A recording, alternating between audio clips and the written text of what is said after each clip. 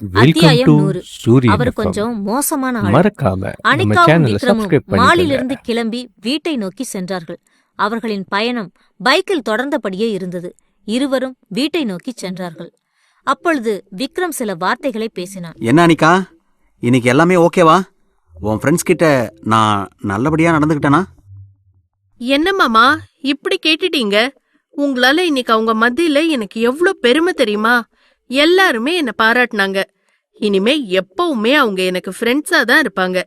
இந்த விஷயம் தெரிஞ்சா நிறைய ஃப்ரெண்ட்ஸும் கிடைப்பாங்க. அவள் உற்சாகமாக பேசுவதைக் கண்டு விக்ரம் தலையை அசைத்தான். அனிகா, எப்பவுமே விளையாட்டுத்தனமா இருக்காத. கொஞ்சமாவது படிக்கிற வழியை பாரு. அதான் உனக்கு நல்லது. படிப்பு சம்பந்தமான பேச்சை எடுத்தவுடன் அனிகாவின் முகம் மாறியது. ஏன் மாமா, இவ்ளோ நேரம் நல்லா தானே பேசிட்டு இருந்தோம்.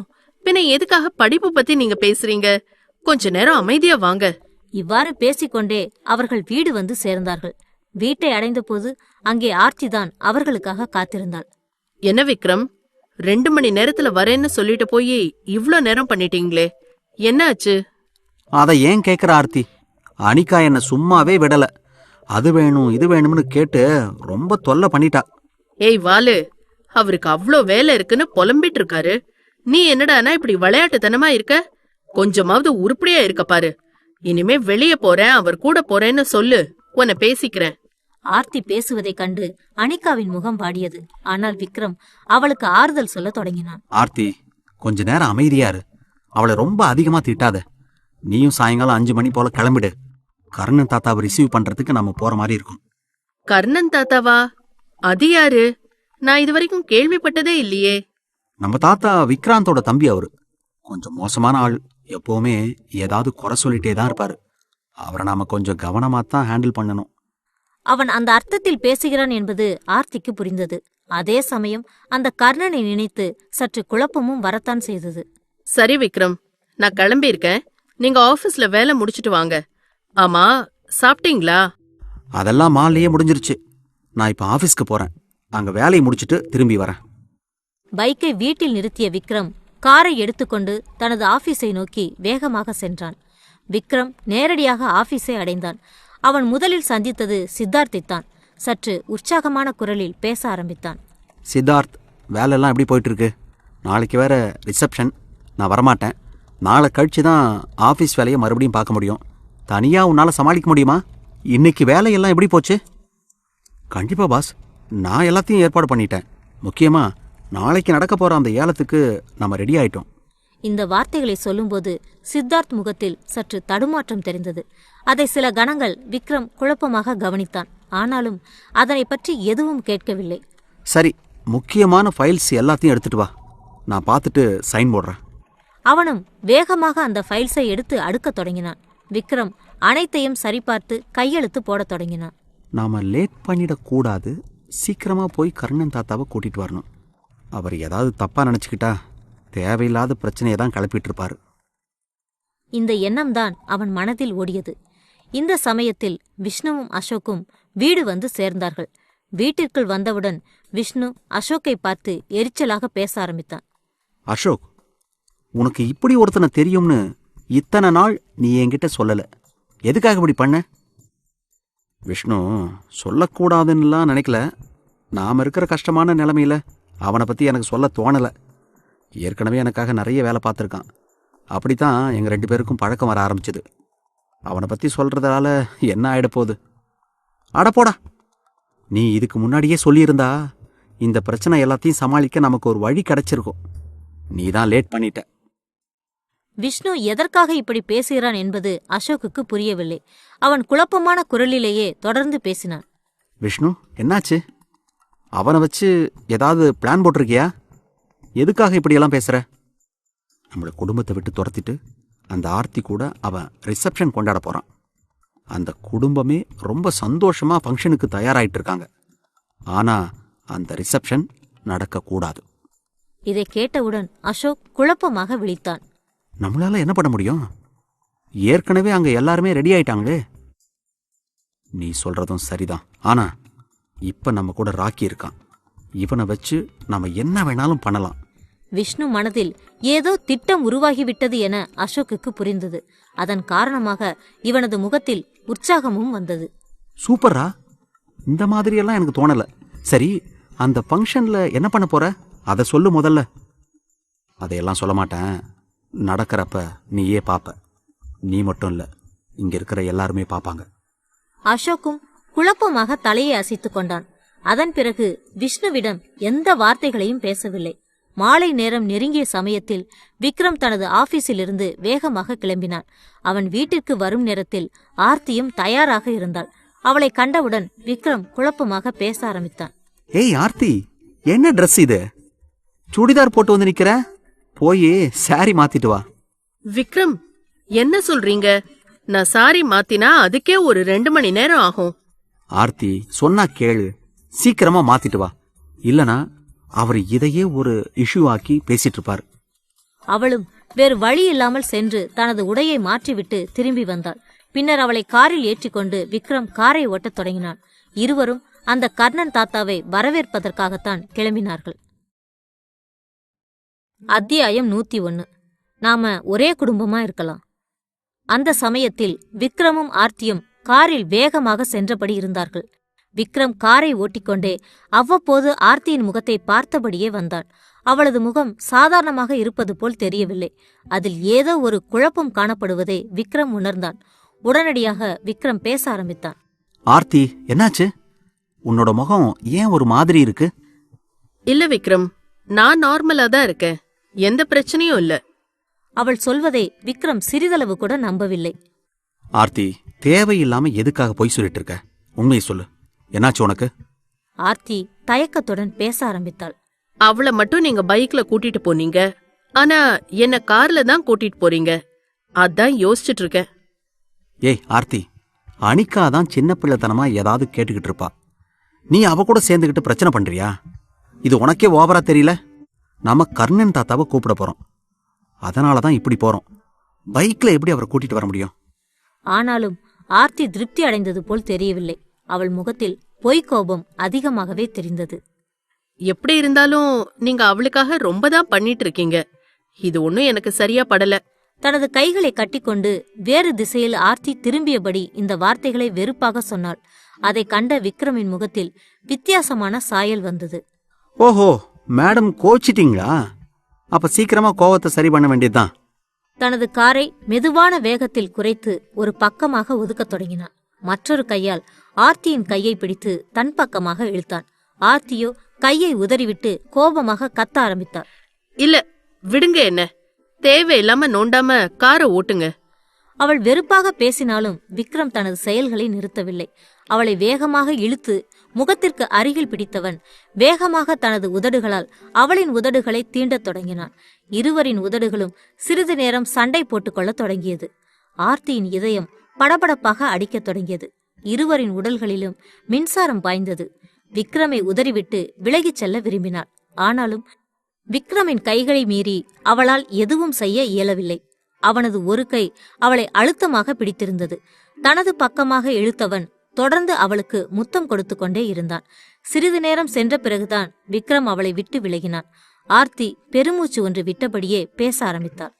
ஏய் பொறுக்கி, என்ன வேலை பண்ணி வச்சிருக்க? இதுக்காக தான் தனியா கூட்டிட்டு வந்தியா? அவள் திட்டுவதைக் கண்டு விக்ரமின் முகத்திலிருந்த புன்னகைதான் அதிகரித்தது. அதனை தாண்டி வேறு எந்த உணர்வுகளும் தெரியவில்லை. ஆர்த்தி, நீதான் சின்ன பிள்ளை மாதிரி கோவப்பட்டுட்டு இருந்த. உன்னை சமாதானப்படுத்ததான் இப்படி பண்ண. இத ஒன்னும் பெருசா எடுத்துக்காத. இந்த வார்த்தைகளை சொல்லிவிட்டு விக்ரம் சிரித்தான். ஆர்த்தி முகத்திலும் வெட்கமும் புன்னகையும் சேர்ந்து வந்தது. அப்பொழுதுதான் விக்ரமுக்கு திருப்தியாக இருந்தது. சரி ஆர்த்தி, இன்னும் கொஞ்ச நேரத்துல அந்த தாத்தாவை நம்ம பாத்துருவோம். இவ்வாறு சொன்னவன் காரின் வேகத்தை அதிகப்படுத்தினான். அந்த சமயத்தில் விக்ரமின் போன் அடித்தது. அந்த போன் காருடன் இணைக்கப்பட்டிருப்பதால் காரை ஓட்டிக்கொண்டே அவன் ஸ்பீக்கரில் போட்டு பேச ஆரம்பித்தான். மறுமுனையில் கர்ணன் தாத்தா தான் பேசினார். என்ன சார், நீங்க பெரிய பணக்காரரா இருந்தா என்ன ரிசீவ் பண்ண வரமாட்டீங்களா? எங்க இருக்கீங்க? அப்படியெல்லாம் இல்ல தாத்தா, இதோ வந்துட்டு இருக்கேன். இன்னும் 5 நிமிஷத்துல உங்க முன்னாடி இருப்பேன். சீக்கிரமா வாங்க, தேவையில்லாம என்ன டென்ஷன் பண்ணாதீங்க. போனை கட் செய்து முடித்த விக்ரம் அருகே இருந்த ஆர்த்தியை பார்த்து சில வார்த்தைகளை சொன்னான். ஆர்த்தி, இங்க பாத்தியா? அவர் இப்பவே டென்ஷன் ஆயிட்டாரு. இன்னும் நம்ம லேட் பண்ணா அவ்வளவுதான். இதை கேட்ட ஆர்த்தி மனதில் பயம் வரத் தொடங்கியது. ஏற்கனவே நமக்கு நிறைய பிரச்சனை வரும்னு அந்த சாமியாருங்க சொன்னதா அப்பா சொல்லிட்டு இருக்காரு. இப்ப புதுசா வேற இன்னொருத்தர் வராரு. அவரோட குரலை கேட்டாலே நமக்கு வெறுப்பாதான் இருக்கு. அவள் மனதில் ஓடிய எண்ணங்கள் விக்ரமுக்கு தெரிந்திருக்க வேண்டும். என்ன ஆர்த்தி, அவரை பிடிச்சு ரொம்ப நேரமா திட்டிட்டு இருக்க போல. அந்த அளவுக்குலாம் அவர் மோசம் கிடையாது. இந்த வார்த்தைகளை கேலியாக சொல்லிவிட்டு விக்ரம் சிரிக்க ஆரம்பித்தான். இதே சமயத்தில் நித்யா தனது போனை எடுத்தபடி மாடிக்கு வந்திருந்தாள். இவர்கள் அங்கிருந்து கிளம்பிய உடனே அவள் மாடியை அடைந்து சங்கருக்கு அழைக்கத் தொடங்கினாள். சில கணங்களில் போனை எடுத்த சங்கர் உற்சாகமாக பேசினான். ஹாய், என்ன இன்னைக்கு மழை வர போகுதா? நீயே எனக்கு போன் பண்ணிருக்க. ஏன் நான் உங்களுக்கு போன் பண்ண கூடாதா? நான் உங்க ஒய்ஃப் தானே. இதை கேட்ட சங்கர் மனதிற்குள் சிரித்து கொண்டான். பின்னர் திருப்தியான குரலில் பேசினான். ஆமா, நீ என்னோட ஒய்ஃப் தான், அதுல எந்த சந்தேகமும் இல்ல. சொல்லு, என்ன விஷயம்? அவன் பேசுவதைக் கண்டு நித்யாவின் மனதில் படபடப்பும் உற்சாகமும் எழுந்தது. மறுமுனையில் பேசிய சங்கர் இன்னும் தொடர்ந்து பேசினான். என்னாச்சு நித்யா, உன்னோட வாய்ஸ் சரியில்லையே, ஏதாவது பிரச்சனையா? இல்ல சங்கர், நான் நல்லாதான் இருக்கேன், எந்த பிரச்சனையும் இல்ல. நித்யா, தேவையில்லாம பொய் சொல்லாத. நீ எவ்வளவு தூரத்துல இருந்தாலும் உன்னோட மனசுல என்ன ஓடுதுன்னு என்னால சாதாரணமா சொல்ல முடியும். அதனால உண்மையை சொல்லு, என்னாச்சு உனக்கு? இல்ல, இங்க ரிசப்ஷன் கொண்டாட போறேன்னு வீடே திருவிழா மாதிரி இருக்கு. ஆனா எனக்கு தான் இங்க இருக்கவே பிடிக்கல, எரிச்சலா வருது. என்னாச்சு நித்யா, அங்க இருக்கவே பிடிக்கலையா? அப்படின்னா நான் வந்து கூட்டிட்டு போயிடவா? இந்த வார்த்தைகளை சங்கர் கேட்டவுடன் நித்யா சில கணங்கள் எதுவும் பேசவில்லை. அவள் அமைதியாக இருப்பதைக் கண்டு நித்யாவுக்கு கோபம் வந்து விட்டதோ என்று கூட நினைத்தான். நித்யா, நான் இதை சாதாரணமா தான் சொன்னேன், நீ ஒன்னும் டென்ஷன் ஆகாத. சங்கர் அவள் கோபமாக இருப்பதாக நினைத்து அவளை அமைதிப்படுத்த முயன்றான். ஆனாலும் நித்யா பின்வருமாறு பேசினாள். நான் ஒன்னும் கோவமா இல்ல. என்னைக்கா இருந்தாலும் நான் அங்க வந்துதானே ஆகணும். நீங்க கூப்பிட வந்தா கண்டிப்பா கிளம்பி வந்துருவேன். இதை கேட்ட சங்கரின் தலையில் மின்னல்கள் அடித்தது. சரி நித்யா, அப்ப நான் சீக்கிரமா வந்து உன்னை கூட்டிட்டு போயிடுறேன். நம்ம 2 பேரும் மறுபடியும் ஒரே குடும்பமா இருக்கலாம். நானும் அதுக்காக தாங்க காத்துக்கிட்டு இருக்கேன். இங்க எனக்கு இருக்கவே பிடிக்கல.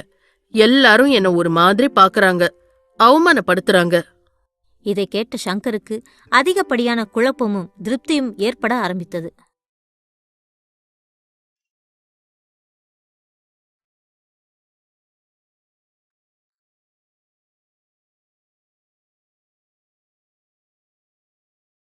அத்தியாயம் 102. இப்படி போய் விழுந்துட்டியே. நித்யாவும் சங்கரும் தொடர்ச்சியாக போனில் பேசியபடியே இருந்தார்கள். ஒரு கட்டத்தில் நித்யா அவனிடம் அனைத்து உண்மைகளையும் சொல்ல ஆரம்பித்தாள். அதை கேட்ட சங்கர் மனதிற்குள் உற்சாகமாக சிரித்துக் கொண்டான். சரி நித்யா, நீ ஒன்னும் கவலைப்படாத. நாளைக்கு ரிசப்ஷன் மட்டும் முடியட்டும், அடுத்த நாளே நான் வந்து உன்னை கூட்டிட்டு போயிடுறேன். தொடர்ச்சியாக சில நிமிடங்கள் அவர்கள் பேசிவிட்டு போனை வைத்தார்கள்.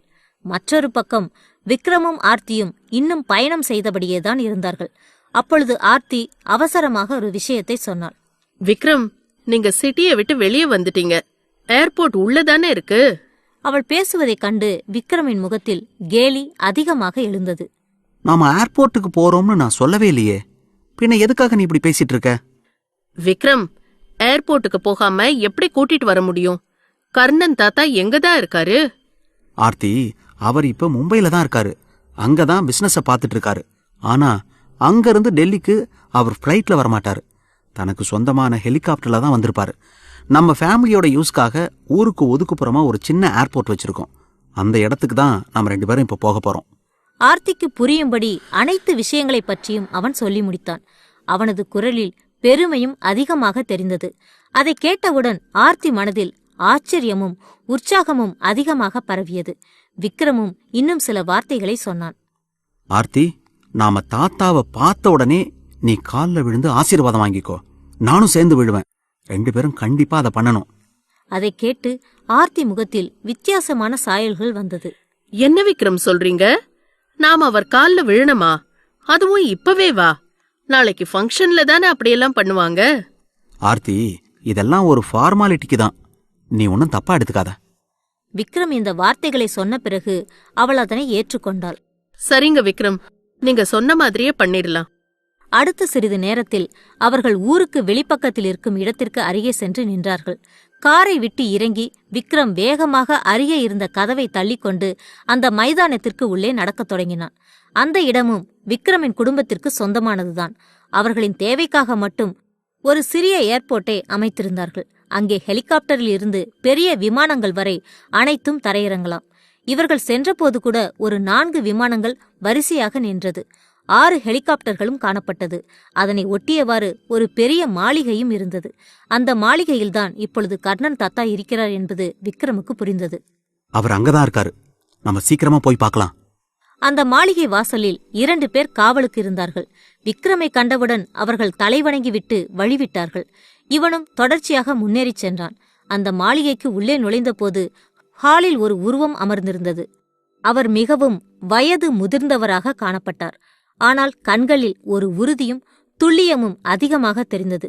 விக்ரமை கண்டவுடன் எழுந்து நின்று பேசினார். வா விக்ரம், வா. உன்னை பார்க்க நான் ரொம்ப நேரமா வெயிட் பண்ணிட்டு இருந்தேன். எப்படியோ நீ வந்துட்ட, அதுல எனக்கு சந்தோஷம்தான். அவரது குரலில் பாசமும் வெறுப்பும் சம அளவில் கலந்து இருப்பதாக விக்ரமுக்கு தோன்றியது. சாரி தாத்தா, உங்களை வெயிட் பண்ண வச்சதுக்கு என்னை மன்னிச்சுக்கோங்க. எங்களை ஆசீர்வாதம் பண்ணுங்க. இந்த வார்த்தைகளை சொல்லிக்கொண்டே விக்ரமும் ஆர்த்தியும் அவரின் கால்களில் விழுந்தார்கள். நல்லா இருங்க, நல்லா இருங்க, எந்திரிங்க முதல்ல. அவர்களை வாழ்த்தி எழுப்பிவிட்டார். விக்ரம் அவரின் முகத்தை பார்த்து கொண்டு பேசினான். வாங்க தாத்தா, நம்ம வீட்டுக்கு போலாம். எதுக்காக இங்கே வெயிட் பண்ணிட்டு இருக்கீங்க? கொஞ்சம் பொறு விக்ரம், நீ கல்யாணம் பண்ண பொண்ண நான் பார்க்கறேன். உன்னோட பேர் என்னம்மா? என்னோட பேரு ஆர்த்தி தாத்தா. சரி, உன்னோட அப்பா பேர் என்ன? அவர் என்ன பண்றாரு? அப்பா பேரு நாராயணன். சென்னையில சின்னதா நாங்க பிசினஸ் பண்ணிட்டு இருக்கோம். சென்னையில் பிஸ்னஸ் பண்றீங்களா? எப்படியோ பெரிய இடத்த பிடிச்சிட்டீங்க. இனிமே உங்களுக்கு எந்த கவலையும் இல்லை. காலம் மொத்தமும் சந்தோஷமா இருக்கலாம். பிஸ்னஸ் பண்ண கூட தேவை இருக்காது. அவரின் இந்த வார்த்தைகளைக் கண்டு ஆர்த்தியின் முகம் வாடியது. விக்ரமும் அதை உணர்ந்து கொண்டு வருத்தமாக தலையை அசைத்தான். பின்னர் பரபரப்பாக பேசத் தொடங்கினான். தாத்தா, எனக்கும் பிடிச்சு போய் தான் கல்யாணம் பண்ணேன். அவங்க இன்னும் நம்மளை தேடி வரல. சொல்லப்போனா அவ என்னை கல்யாணம் பண்ணப்ப நான் யாருன்னு கூட அவளுக்கு தெரியாது. நம்மளோட குடும்பத்தை பத்தியோ நம்முடைய செல்வாக்கு பத்தியோ அவளுக்கு தெரியாம தான் கல்யாணம் பண்ணிக்கிட்டா. இந்த வார்த்தைகளை விக்ரம் பெருமையுடன் சொன்னான். ஆனாலும் கர்ணன் அமைதி அடைந்தது போல் தெரியவில்லை. எப்படியோ இப்ப அவங்க குடும்பத்தோட லைஃப் செட்டில் ஆயிடுச்சு. அத சொன்னேன். வந்ததுல இருந்து நம்மள காண்டாக்கிக்கிட்டே இருக்கு. நிச்சயமா ஏதோ ஒரு பிரச்சனைய கிளப்பி விடதான் போகுது. விக்ரம் மனதிலும் இது போன்ற எண்ணங்கள் ஓடினாலும் வெளிப்படையாக எதுவும் பேசவில்லை. வாங்க தாத்தா, நம்ம வீட்டுக்கு போகலாம். போற வழியில எல்லா விஷயத்தையும் பேசிக்கலாம். உனக்கு பொண்ணு கொடுக்க உலக அளவில் இருக்கிற பணக்கார குடும்பமும் ராஜ வம்சத்தை சேர்ந்த ஆளுகளும் வரிசையில காத்திருந்தாங்க. ஆனா நீ என்னடானா போயும் இப்படி விழுந்துட்ட. இனிமே எதையும் மாத்தவும் முடியாது. அவர் சலிப்பான குரலில் இந்த வார்த்தைகளை பேசுவது ஆர்த்திக்கும் சற்று எரிச்சலைத்தான் ஏற்படுத்தியது. ஆனாலும் விக்ரமுக்காக பொறுமையாக இருந்தாள். விக்ரம் தாத்தாவின் கையை பிடித்துக்கொண்டு வெளியே அழைத்து வந்து காரில் ஏறினான். பின்னர் மூவரும் மீண்டும் வீட்டிற்கு திரும்பி செல்ல ஆரம்பித்தார்கள். அப்பொழுதும் தாத்தா அமைதி இல்லாமல் சில வார்த்தைகளை பேசினார். சரி, அந்த விஷ்ணுவையும் அசோக்கையும் என்ன பண்ணீங்க? எதுக்காக அவங்கள நம்ம குடும்பத்தை விட்டு துரத்தி விட்டீங்க? ஆமா தாத்தா, நம்ம குடும்பத்தை அழிக்க நிறைய வேலை பார்த்துட்டாங்க. அதனாலதான் வேற வழி இல்லாம தாத்தா தான் அந்த முடிவை எடுத்தாரு. என்னமோ போ. ஆனா அவங்கள வெளியே அனுப்புனதுல எனக்கு கொஞ்சம் கூட உடன்பாடு இல்லை. அவங்க தப்பே பண்ணியிருந்தாலும் நாம உள்ள வச்சுதான் திருத்த பார்த்துருக்கணும். வெளியே அனுப்புனா நம்ம குடும்பத்துக்கு தான் அவமானம். இதை கேட்டு விக்ரம் மனதில் பல விஷயங்கள் ஓடியது. குழப்பமாக தலையை மட்டும் அசைத்து கொண்டான். தாத்தா, உங்க பிசினஸ் எல்லாம் எப்படி இருக்கு? எல்லாம் நல்லபடியா போயிட்டு இருக்கா? அதுக்கெல்லாம் எந்த பிரச்சனையும் இல்லை தானே? எந்த பிரச்சனையும் இல்லை விக்ரம், நல்லா தான் போகுது. கர்ணன் தாத்தா தொடர்ந்து வரும்போதும் ஆர்த்தியையும் அவளின் குடும்பத்தையும் மட்டம் தட்டித்தான் பேசியபடியே வந்தார். விக்ரம் தான் அவரை அமைதிப்படுத்துவதற்கு தொடர்ச்சியாக முயற்சி செய்தான்.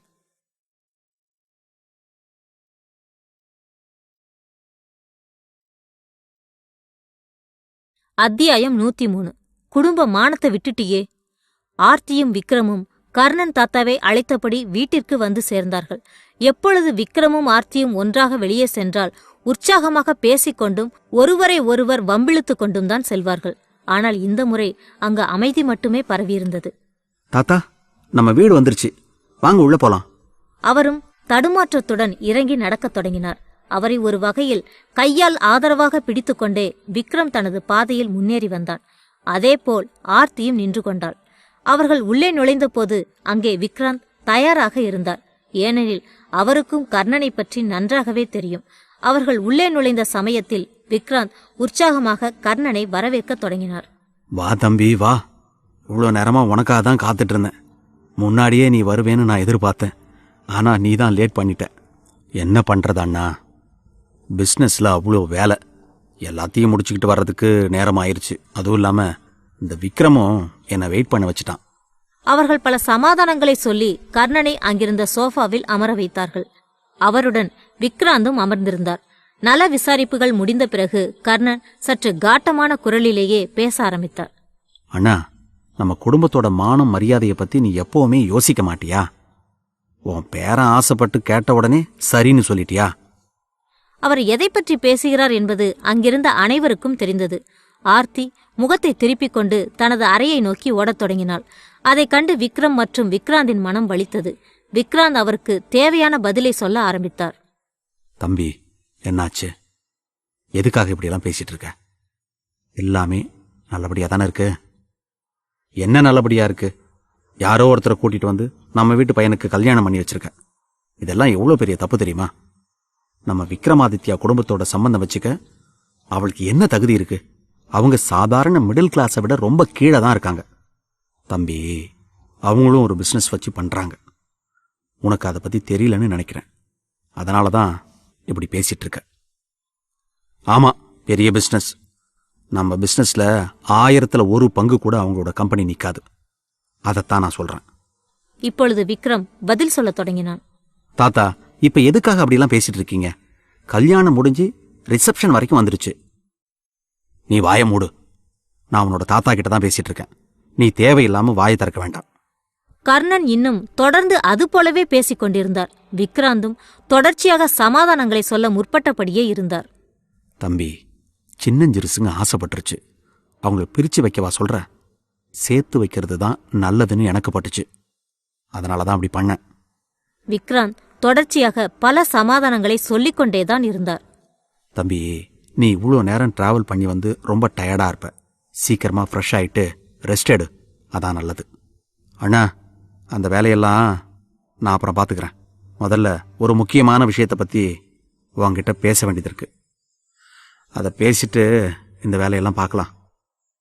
என்ன தம்பி, என்ன விஷயம்? அந்த விஷ்ணுவையும் அசோக்கையும் நம்ம வீட்டை விட்டு துரத்தியிருக்க. கேட்டா ஏதேதோ காரணத்தை இவன் சொல்லிட்டு இருக்கான். அதெல்லாம் உண்மையா? அவர் எதற்காக இப்பொழுது அந்த இருவரை பற்றி பேச்சை எடுக்கிறார் என்பது மற்ற இருவருக்கும் புரியவில்லை. ஆனாலும் விக்ராந்த் சாதாரணமாகவே பதில் சொல்ல தொடங்கினான். ஆமா தம்பி, அவங்க நம்ம குடும்ப மானத்தையே வாங்குற மாதிரி நடந்துக்கிட்டாங்க. அதனால தான் துரத்தி விட்டுட்டேன். என்ன சொல்ற? குடும்ப மானத்தை வாங்கினாங்களா? அப்ப இந்த விக்ரம் மட்டும் என்ன பண்ணிருக்கான்? அவனும் நம்ம குடும்ப மானத்தை மொத்தமா வாங்கி தான் வச்சிருக்கான்.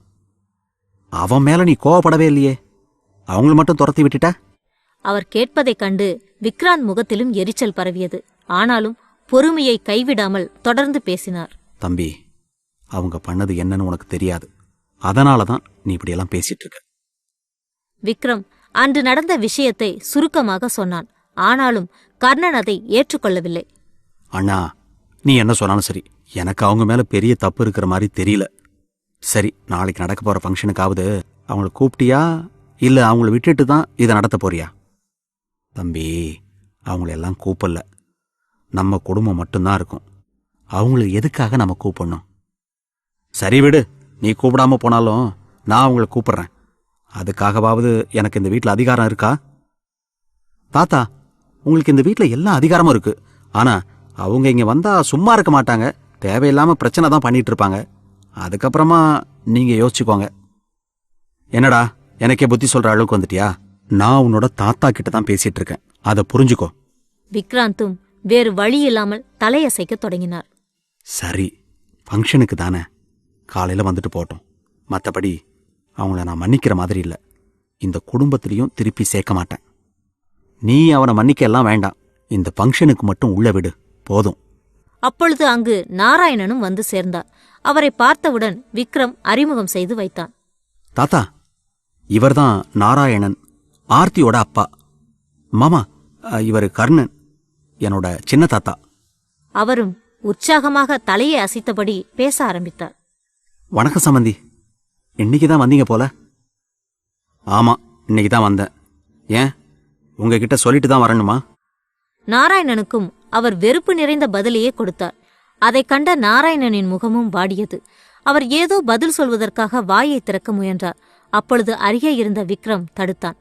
பின்னர் அவரின் கையை பிடித்து சமாளித்தபடி சோஃபாவில் அமர வைத்தான். அவர்கள் தொடர்ச்சியாக பேசிக் கொண்டிருக்க தொடங்கினார்கள். விக்ரமோ இதற்கு மேல் அங்கே நிற்பது சரியாக இருக்காது என உணர்ந்து வேறு திசையில் நடக்கத் தொடங்கினான். கர்ணன் பொதுவாக பணத்தாசையும் பணத்திமிரும் பிடித்த ஒரு நபர். விக்ராந்துக்கு அவரை பற்றி நன்றாகவே தெரியும். அவரை இந்த விழாவுக்கு அழைக்காமலும் இருக்க முடியாது. ஆகவேதான் அழைத்து வைத்திருந்தார்கள். அவரோ தனது தகுதியை காட்ட இவ்வாறு மோசமாக பேசிக்கொண்டே இருந்தார்.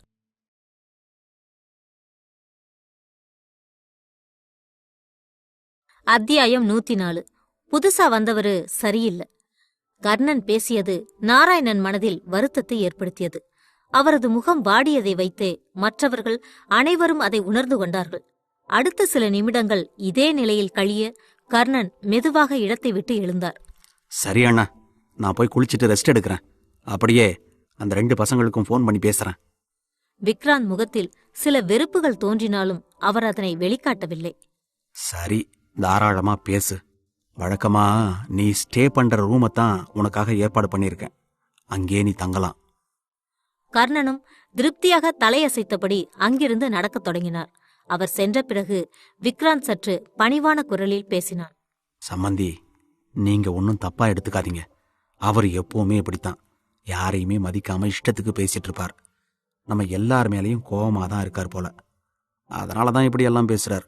உங்களை மட்டும் இல்ல, யாரையும் மதிக்காம இப்படித்தான் பேசிட்டு இருப்பாரு. ஆனா நீங்க ஒன்னும் கவலைப்படாதீங்க. எப்படியும் நாளைக்கு சாயங்காலம் கிளம்பி போயிருவாரு.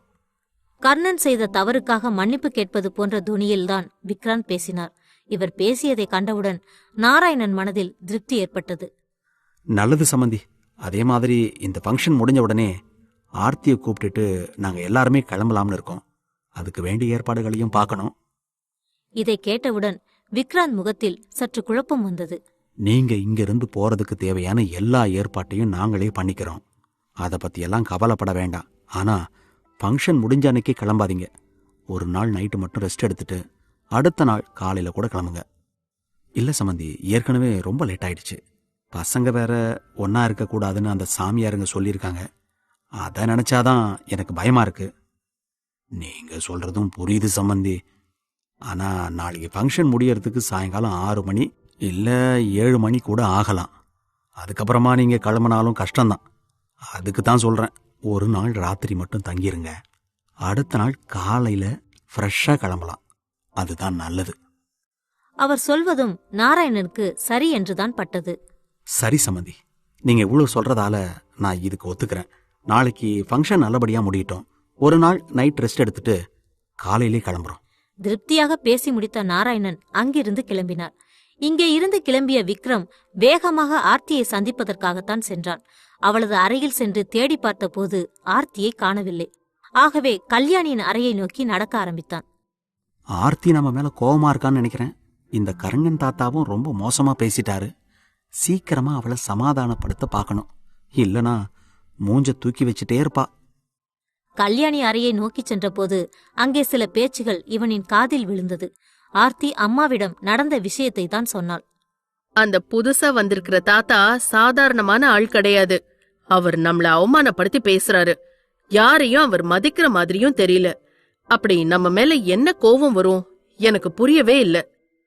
ஆர்த்தி, விக்ரமோ அவரோட தாத்தா விக்ராந்தோ நம்ம கிட்ட நல்லாதான் பழகுறாங்க, பேசுறாங்க. மத்தவங்கள பத்தி நாம கவலைப்படணும்னு எந்த அவசியமும் கிடையாது. இங்க 1-2 பேர் அப்படிதான் இருப்பாங்க. நாம தான் கொஞ்சம் விட்டு கொடுத்து போகணும். இப்படி அவசரப்பட்டுகிட்டு இருக்கக்கூடாது. அவர்கள் பேசிக் கொண்டிருந்த சமயத்தில் மற்றொரு மூலையிலிருந்த நித்யா வெளியே வந்தாள். அவளது முகத்தில் சாதாரணமாகவே வெறுப்பு காணப்படும். இப்பொழுது அவர்கள் பேசிய விஷயத்தைக் கண்டு அந்த வெறுப்பு மிகவும் அதிகமாக காணப்பட்டது. நாம என்னத்துக்காக விட்டு கொடுத்து போகணும்? அவங்க பேரனும் தான் ஆர்த்திய விரும்பி கல்யாணம் பண்ணிக்கிட்டாரு. நாம என்னமோ ஏமாத்தி கல்யாணம் பண்ண மாதிரி அவரு பேசியிருக்காரு. நீங்க விட்டு கொடுத்து போகணும்னு சொல்றீங்க. அப்படியெல்லாம் நடக்காது. நிச்சயமா இதுக்கு அவர் மன்னிப்பு கேட்டுதான் ஆகணும். நான் இத சும்மா விடமாட்டேன். அவள் இப்படி பேசுவதைக் கண்டு மற்ற 2 பெண்களும் அவளை முறைத்து பார்த்தார்கள். அவரு தப்பா பேசிட்டாரு, அதனால நான் கஷ்டப்படுறேன்னெல்லாம் உங்ககிட்ட சொல்லல. நீங்க அவர்கிட்ட பேசுற மாதிரி சூழ்நிலை வந்தா கவனமா இருக்கணும். அதுக்காக தான் எச்சரிக்கை பண்ணேன். மத்தபடி அவரு பேசுனதுல எனக்கு எந்த கஷ்டமும் இல்ல. ஆனாலும் நித்யா எளிதாக அந்த பிரச்சனையை விடுவது போல் தெரியவில்லை. ஆர்த்தி, நீ வேணா அப்படி நினைக்கலாம். ஆனா அத பாத்துட்டு எங்களால சும்மா இருக்க முடியாது. நிச்சயமா நான் இது சம்பந்தமா அவர்கிட்ட பேசதான் போறேன். அவர் பதில் சொல்லிதான் ஆகணும். ஏய், என்ன நீ? பிரச்சனை வரக்கூடாதுன்னு தான் நான் உங்ககிட்ட அவரை பத்தி பேசினேன். ஆனா அத வச்சே பிரச்சனை பண்ண போறியா? கொஞ்ச நேரம் அமைதியா இரு. இல்ல ஆர்த்தி, அவர்கிட்ட நான் பேசுவேன். அவர் பதில் சொல்லிதான் ஆகணும். அவரெல்லாம் பதில் சொல்ல மாட்டாரு. வேணும்னா நான் பதில் சொல்றேன். புதிதாக விக்ரமின் குரல் அங்கு ஒலித்ததைக் கண்டு அனைவரும் அதிர்ச்சியாக விழித்தார்கள். இவர்கள் பதட்டமாக திரும்பி பார்க்க அங்கே விக்ரம் தான் நின்று கொண்டிருந்தான். அதை கண்டவுடன் அனைவருக்கும் அதிர்ச்சி ஏற்பட்டது. நித்யாவோ மயக்கம் போடும் நிலைக்கு சென்றாள். ஐயோ, யாரும் வரமாட்டாங்கன்னு நினைச்சு நம்ம இஷ்டத்துக்கு வாயை கொடுத்துட்டு இருந்தோமே, இப்படி சரியான நேரத்துக்கு வந்துட்டானே. ஆர்த்தியின் மனதிலும் விக்ரம் வந்ததை குறித்து குழப்பங்கள் ஏற்படத்தான் செய்தது. ஆனால் விக்ரம் யாரையும் கண்டு கொள்ளாமல் வேகமாக உள்ளே நுழைந்தான். பின்னர் அவன் கல்யாணியை பார்த்து பேச ஆரம்பித்தான். அத்தை, அவர் பேசுனது தப்புதான். அதுக்காக தான் உங்ககிட்ட மன்னிப்பு கேட்க வந்திருக்கேன். என்ன பண்றது, அவர் மட்டும் நம்ம ஃபேமிலியில அப்படித்தான் இருக்காரு. அதுக்காக நீங்க அவர்கிட்ட எதிர்த்து பேச வேண்டாம். கோபமும் படாதீங்க. நாளைக்கு ஃபங்க்ஷன் முடிஞ்சு சாயங்காலம் கிளம்பி போயிருவாரு. அப்புறமா எந்த பிரச்சனையும் இருக்காது. ஒருவேளை நாம யாராவது கோவப்பட்டுட்டா நிச்சயமா அதை வச்சே பெரிய பிரச்சனை பண்ணிடுவாரு. அவன் சொல்வதிலும் அர்த்தம் இருப்பது மற்றவர்களுக்கு புரிந்தது. தம்பி, மன்னிப்பெல்லாம் ஏன் கேக்குறீங்க? நாங்க தான் உங்ககிட்ட மன்னிப்பு கேட்கணும். அவரை பத்தி பேசினதுக்கு எங்களை மன்னிச்சிருங்க தம்பி. நாங்க யாருமே அவர் கூட பிரச்சனைக்கு போக மாட்டோம். பின்னர் அனைவரும் திருப்தியாக பேசிக் கொண்டிருக்க தொடங்கினார்கள். இதே நேரத்தில் தனது அறையில் சென்று குளித்து முடித்த கர்ணன் போனை எடுத்து விஷ்ணு மற்றும் அசோக்கை அழைக்கத் தொடங்கினார். போன் தொடர்ச்சியாக அடித்தது. இதே சமயத்தில் விஷ்ணுவும் அசோக்கும் அவர்கள் வீட்டில் அமர்ந்து புலம்பியபடிதான் இருந்தார்கள். அவர்கள் கூட நாளைக்கு நடக்கப் போகின்ற ஃபங்க்ஷனை குறித்துதான் பேசினார்கள்.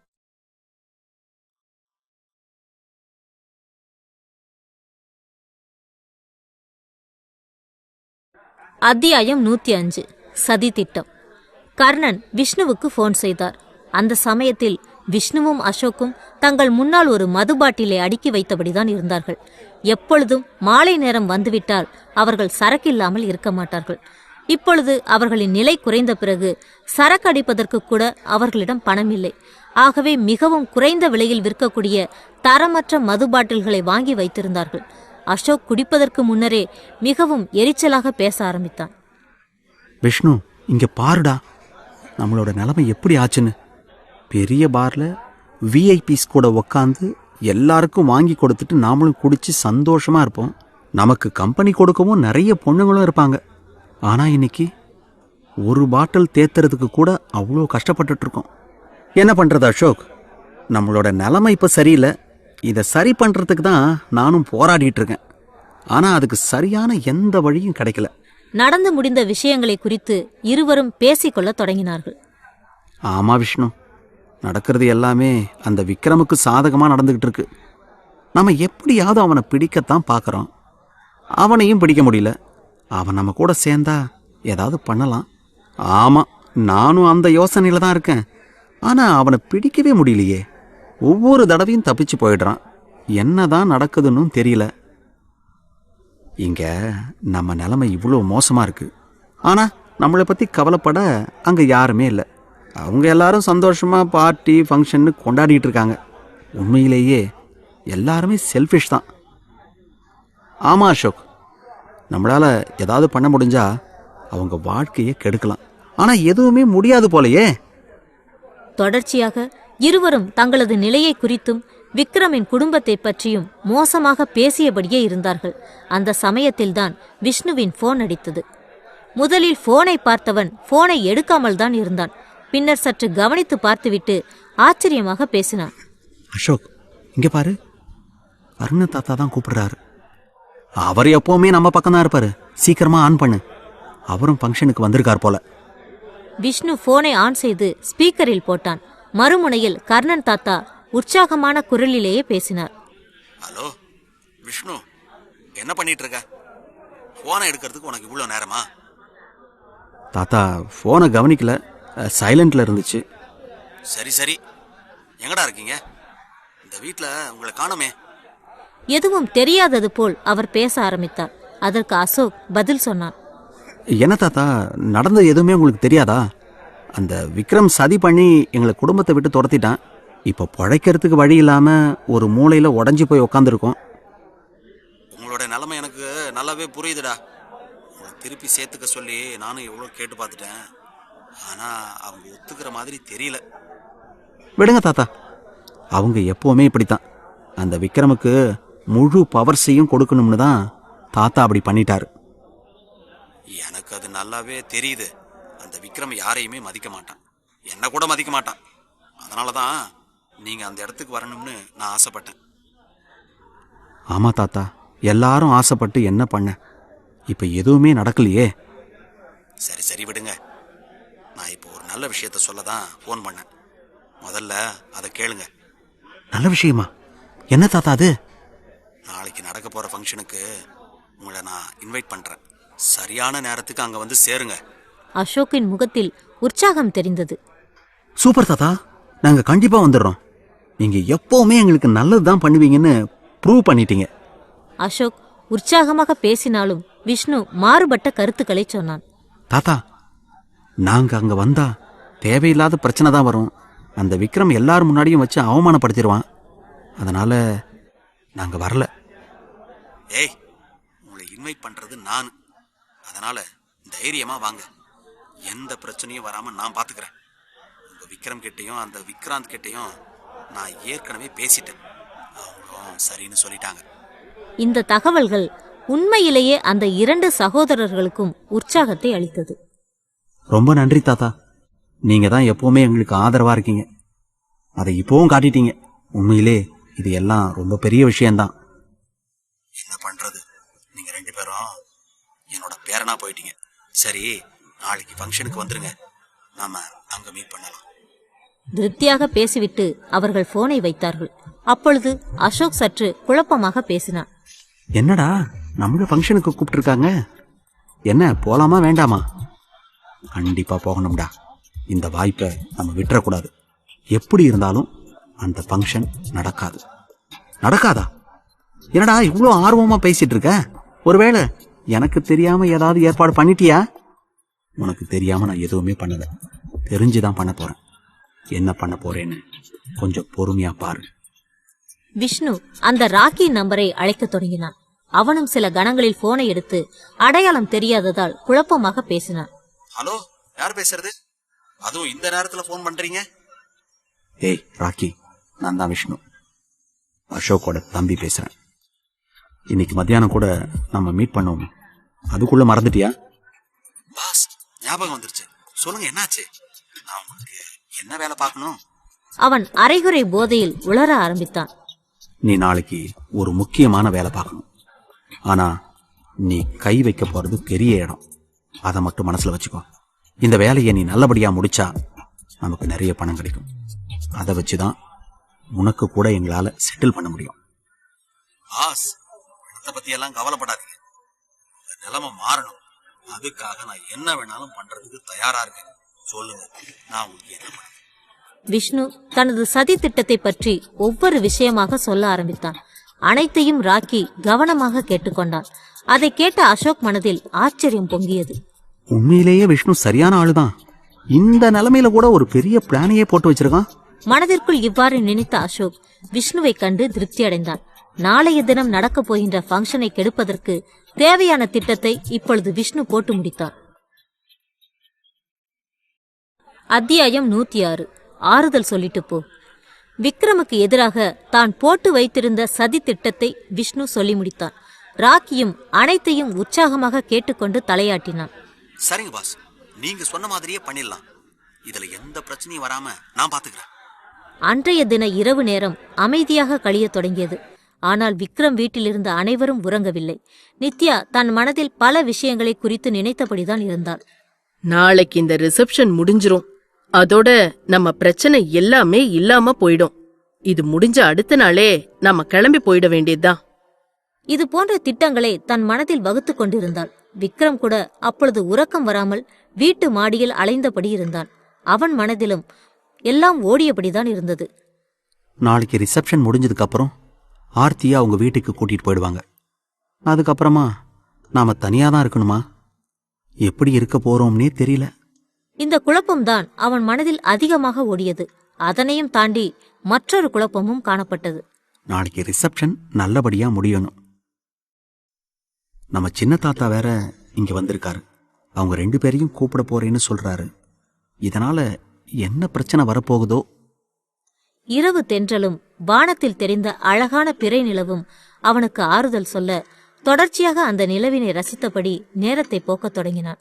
அந்த நிலவும் இவனிடம் ஏதோ பேசுவது போல் தெரிந்தது. அப்பொழுது அங்கு வருவது யார் என்று இவன் ஆச்சரியமாக திரும்பி பார்க்க அங்கே ஆர்த்திதான் நின்றாள். அவளது முகத்திலும் விக்ரமை கண்டவுடன் சற்று புன்னகை வந்தது. விக்ரம் வேகமாக சென்று ஆர்த்தியை பார்த்து பேசத் தொடங்கினான். என்ன ஆர்த்தி, நீ இன்னும் தூங்கலையா? இங்க என்ன பண்ற? ஆர்த்தி முகத்திலும் காதலும் நாளை ஏற்பட போகும் பிரிவின் துயரமும் சேர்ந்து ஓடியது. ஆனாலும் அவற்றை மறைத்துக் கொண்டு சற்று புன்னகையுடனே பேசினாள். என்னோட ஹஸ்பண்ட நான் எப்படி தனியா விட முடியும்? அதான் துணைக்கு இருக்கலாம்னு வந்தேன். அவள் இந்த வார்த்தைகளை சொல்லுவதைக் கண்டு விக்ரமின் முகத்திலும் புன்னகை வந்தது. ஆறுதலாக அவளின் கைகளை சில கணங்கள் பிடித்து கொண்டான். அதான் ரிசப்ஷன் முடிஞ்சதும் ஊருக்கு போக போறியே, பின்ன எதுக்காக இப்படி எல்லாம் பேசிட்டு இருக்க? எதுக்கு வந்தேன்னு சொல்லு. இல்ல விக்ரம், நாளைக்கு நடக்க போற ரிசப்ஷன் பத்தி தான் நினைச்சிட்டு இருக்கேன். அதுவும் இல்லாம உங்க தாத்தா சொன்னது வேற மனசுல என்னமோ மாதிரி இருக்கு. எல்லாமே சரியா நடக்கும்ல? அவள் உண்மையிலேயே வருத்தமாகத்தான் இந்த வார்த்தைகளை சொன்னாள். அதை கேட்ட விக்ரம் முகத்திலும் அக்கறை அதிகமாக தெரிந்தது. ஆர்த்தி, நீ ஒன்னும் கவலைப்படாத. நிச்சயமா எல்லாமே சரியா நடக்கும். என்ன நடந்தாலும் நான் தான் கூட இருக்கனே, எல்லாத்தையும் நான் பாத்துக்கிறேன். அவன் சொல்லக்கூடிய விஷயங்கள் ஆர்த்திக்கு சற்று நம்பிக்கை அளிப்பதாகத்தான் இருந்தது. ஆனாலும் அவள் முகத்தில் இருந்த வருத்தம் முற்றிலும் தீரவில்லை. நாளைக்கு நடக்க போற ஃபங்க்ஷனை பத்தி கூட எனக்கு பெருசா எந்த கவலையும் கிடையாது. நான் கவலைப்படுறது எல்லாம் இன்னொரு விஷயத்துக்காகத்தான். விக்ரம் வருத்தப்படுகிறான் என்பது ஆர்த்திக்கு சற்று குழப்பத்தை வரவைத்தது. என்ன விஷயம் அது? எதுக்காக நீங்க கவலைப்படுறீங்க? அவள் இப்படி கேட்பதைக் கண்டு விக்ரமின் முகம் மாறியது. அந்த கண்களில் காதல் அளவு கடந்து ஓட ஆரம்பித்தது. பிரிவின் துயரமும் காணப்பட்டது. இது கூட உனக்கு தெரியாதா? அந்த ரிசப்ஷன் முடிஞ்சதுக்கு அடுத்த நாள் உன்னை உங்க அப்பா கூட்டிட்டு போயிடுவாரு. அதுக்கப்புறமா நான் தனியா தானே இருக்கணும். ஏன் அந்த வருத்தம் எனக்கு மட்டும் இல்லையா? எனக்கும் தான் ரொம்ப வருத்தமா இருக்கு. ஆனா என்ன பண்றது? சாமியார் சொன்னத அப்பா நம்புறாரு. என்ன இருந்தாலும் நம்ம நல்லதுக்காக இத பண்ணித்தானே ஆகணும். இந்த வார்த்தைகளை சொல்லும்போது ஆர்த்தியின் முகத்திலும் வேதனையும் வெறுப்பும் தெரியத்தான் செய்தது. அதை உணர்ந்து கொண்ட விக்ரம் அவளது கையை பிடித்து தன் பக்கமாக இழுத்தான். இழுத்தவுடன் அவளை அணைக்க முற்பட்டான். இதைக் கண்டு அவள் முகத்தில் அதிர்ச்சி அதிகமாக பரவியது. விக்ரம், விடுங்க.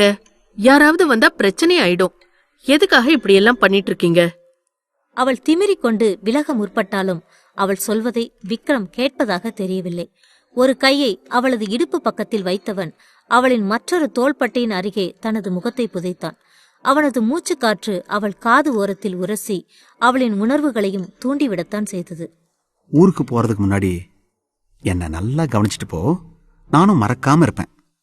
கன்னத்தில் பட்டும் படாமல் அசைந்த அவனின் உதடுகள் அவளின் உணர்வுகளை அதிகமாக தூண்டிவிட்டது. கிறக்கமான குரலில் ஒலித்த விக்ரமின் வார்த்தைகளும் அவளை என்னமோ செய்தது. அவனுக்கு அவளும் கட்டுப்பட்டு போனாள். அவனும் தனது செயல்களில் முன்னேற ஆரம்பித்தான். இறுதியாக அவளை கட்டி அணைத்து உதடுகளை கவ்வி சுவைக்க ஆரம்பித்தான். இருவரின் நாக்குகளும் ஒன்றோடு ஒன்று சண்டை போட்டுக் கொண்டது. நீண்ட நேரமாக இந்த முத்தம் நீடித்துக் கொண்டே சென்றது. விக்ரம் ஆர்த்தி அணிந்திருந்த குர்தாவை விலக்கி அதற்குள் கையை விட்டு அவளின் இடையை தீண்டினான். அந்த நொடியில் ஏற்பட்ட அதிகபட்சமான வெட்கத்தின் காரணமாக ஆர்த்தி சுதாரிப்படைந்தாள். தனது சக்தி மொத்தத்தையும் ஒன்றாக திரட்டி விக்ரமை வேகமாக தள்ளிவிட்டாள். தனது உடைகளை சரி செய்தபடியே ஆர்த்தி கோபமாக கத்தினாள். விக்ரம், இந்த மாதிரி எல்லாம் பண்ணாதீங்க. இப்படி எல்லாம் நடக்க கூடாதுன்னு தான் நம்ம 2 பேரையும் பிரிச்சு வைக்கிறாங்க. நீங்க என்னடானா இப்பவே நடத்திடுவீங்க போல இருக்கே. தனது ஆசைகள் அறுபட்டதால் விக்ரம் முகத்தில் எரிச்சல் அதிகமாக பரவியது. ஆனாலும் அதை அடக்கிக் கொண்டு அசட்டையாக சிரித்தான். ஆர்த்தி, நீ செம்மையா இருக்க. லைட்டா தொட்டதுக்கே பறக்கிற மாதிரி இருக்கு. அவனின் இந்த வார்த்தைகள் ஆர்த்தி முகத்தில் இருந்த கோபத்தை முற்றிலுமாக விரட்டிவிட்டது. அந்த இடத்தில் அதிகப்படியான வெட்கத்தைத்தான் வரவைத்தது. சி, வாய மூடு பொறுக்கி. ஏதோ தனியா இருக்க, வருத்தத்துல இருப்பேன்னு வந்தா இந்த மாதிரி எல்லாம் பண்ணிட்டு இருக்க. நான் கீழே போறேன்பா, ஆள விடு சாமி. வேகமாக ஆர்த்தி அங்கிருந்து ஓடி மறைந்தாள். விக்ரம் அவளை பற்றி நினைத்தபடி சிறிது நேரம் அங்கே அமர்ந்திருந்த பிறகுதான் தனது அறைக்கு சென்று அமைதியாக உறங்க முற்பட்டான். அடுத்த நாள் காலை வேளை விடிந்தது. விக்ரம் எழுந்து வேகமாக கிளம்பத் தொடங்கினான். அவன் கிளம்பி கீழே வரும் சமயத்தில் அந்த 2 தாத்தாக்களும் ஹாலில் உள்ள சோஃபாவில் அமர்ந்திருந்தார்கள். விக்ரம் ஆர்த்தி அவனுக்காக வாங்கி கொடுத்திருந்த கோட் சூட்டைத்தான் அணிந்திருந்தான். அது பார்ப்பதற்கு மிகவும் அழகாக இருந்தது. அவனது அழகை பல மடங்கு அதிகப்படுத்தியது. அதை கண்டு 2 பெரியவர்களும் உற்சாகமடைந்தார்கள். விக்ராந்த் வாய்விட்டு பாராட்டினார். விக்ரம், உன்னோட ட்ரெஸ் ரொம்ப சூப்பரா இருக்கு. ஆமா தாத்தா, இது ஆர்த்தியோட செலக்ஷன் தான். பெருமையாக அவன் இந்த வார்த்தைகளை சொன்னான். பின்னர் அவர்களுடன் பேசிக்கொண்டே அமர்ந்திருந்தான். அப்பொழுது அந்த உள் மாடி படிக்கட்டுகள் வழியாக ஆர்த்தி இறங்கி வரத் தொடங்கியிருந்தாள்.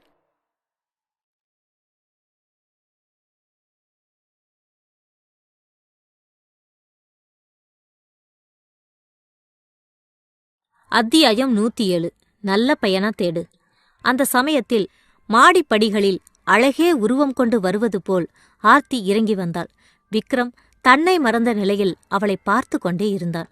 சிவப்பும் நீலமும் கலந்த நிறத்தில் ஒரு பட்டு சேலையும் அதற்கு ஏற்றாற்போல் பல நகைகளை அணிந்து கொண்டு தேவதை என காட்சியளித்தாள் ஆர்த்தி. அவளின் பெரிய கண்களுக்கு மை தீட்டப்பட்டதால் இன்னும் பெரியதாகவே தெரிந்தது. அந்த கண்கள் அழகையும் வசீகரத்தையும் இடைவிடாமல் கொட்டிக்கொண்டே இருந்தது.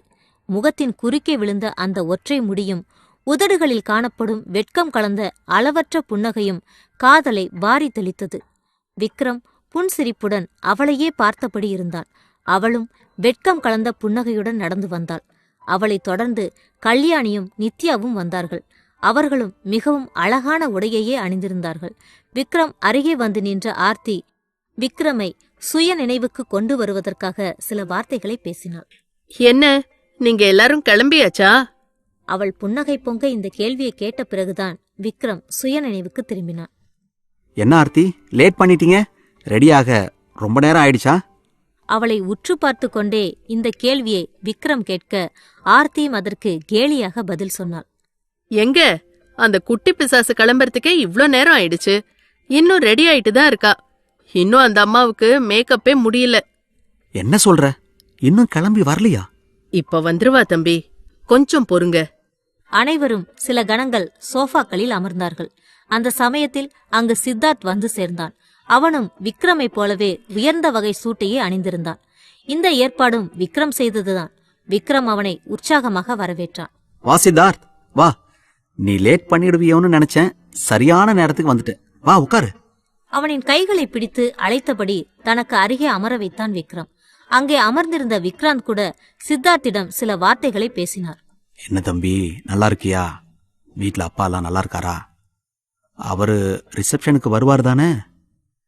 ஆமா தாத்தா, அவரு நேரா அங்க வரேன்னு சொல்லிட்டாரு. விக்ரம் தான் என்னை இங்க கூப்பிட்டாரு, அதனாலதான் நான் வந்தேன். சித்தார்த்தை சரிக்கு சமமாக அமர வைத்து தொடர்ச்சியாக பேசியபடி இருந்தார்கள். மற்றொரு சோஃபாவில் நாராயணனும் இவர்களுக்கு இணையாக அமர்ந்திருந்தார். இந்த காட்சியை கண்ட கர்ணன் மனதில் எரிச்சல் பரவியது. இந்த குடும்பத்துல ஒருத்தருக்கு கூட மரியாதை தெரியல. யாரை எங்க வைக்கணும்னு தெரியாம இப்படியெல்லாம் பண்ணிட்டு இருக்காங்க. அவரது முகம் மட்டும் வெறுப்பாகத்தான் இருந்தது. அவர் யாரிடமும் எதுவும் பேசவில்லை. இவ்வாறு பேசிக் கொண்டிருந்த சமயத்தில் ஆர்த்தி அவசரமாக ஒரு விஷயத்தை சொன்னார். எங்க, அங்க பாருங்க, அனிகா கிளம்பி வந்துட்டா. அனைவரும் அவள் சுட்டிக்காட்டிய திசையில் பார்க்க அனிகாவும் அந்த படிக்கட்டுகளில் இறங்கி வந்தாள். அதை கண்டபோது விக்ரமின் கண்கள் முன்னர் விரிந்ததை விட அதிகமாக விரிந்தது. ஆச்சரியமும் அப்பட்டமாக தெரிந்தது.